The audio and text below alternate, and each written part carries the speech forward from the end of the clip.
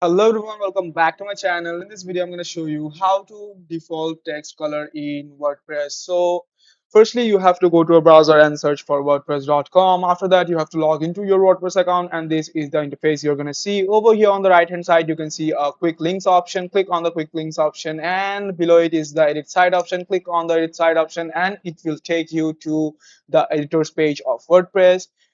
As you can see that it might take a while. After that, here my editor's page has been loaded, and over here we are going to look for the styles option on the right hand side. Over here, as you can see, this is the styles option. Click on the styles option over here, and we are going to search for the blocks option over here. Click on the blocks option, and it will open a lot of options. Here we are looking for the paragraph option because we want to change the color of our text. So here is the elements option. Under the elements option, you can see a text option over here. Click on the text option, and it will open a variety of text colors for you to choose. As you can see, if I choose this one, my color is going to show like this. My default color will be changed to yellow, and if I choose red, then it will change to red.